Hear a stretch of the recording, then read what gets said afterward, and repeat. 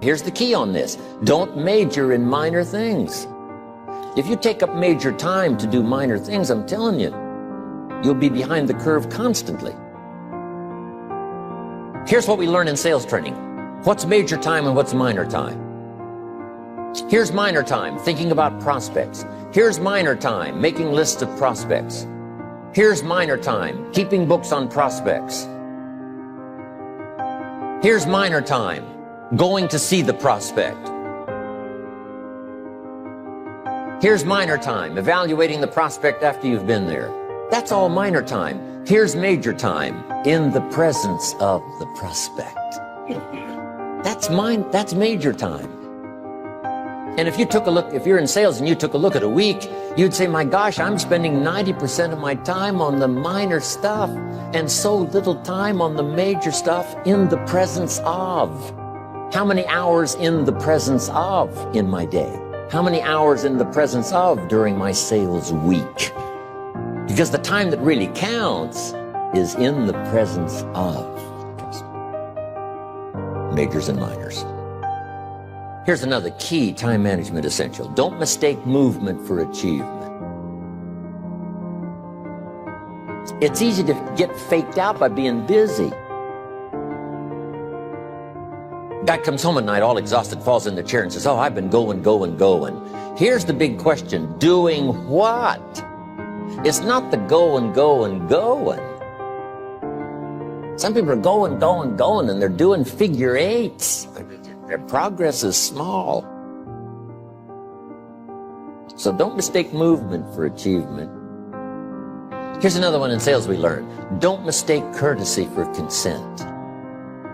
If somebody's pleasant and they nod, you say, oh, they're going to buy. No, they're courteous. You can't mistake courtesy for consent.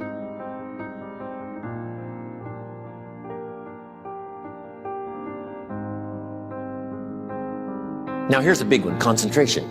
I had to learn this. All those years ago, I'm in the shower trying to compose a letter.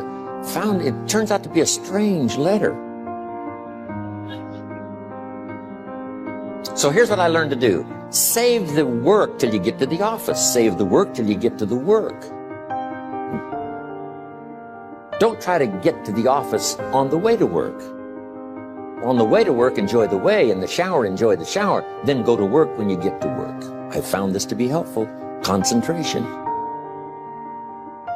Here's another big one. Learn to say no.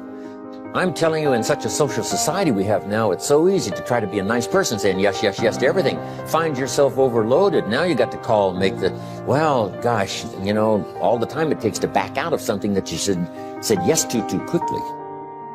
Here's what might be better. I don't think so, but if that changes, I'll call you. Little things you can use not to overcommit yourself. My friend Ron Reynolds says, don't let your mouth overload your back. It's a good one. Now here's a big one on time management. When you work, when you play, don't mix the two. Don't work and play. I used to take my family to the beach and I would bring my briefcase.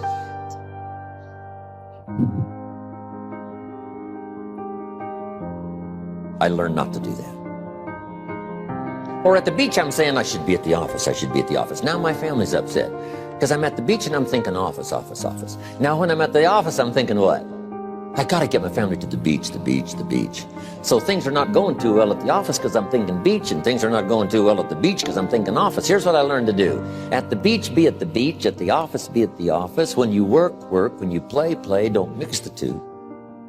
Don't work at play. Now here's one of the most important ones. Don't play at work.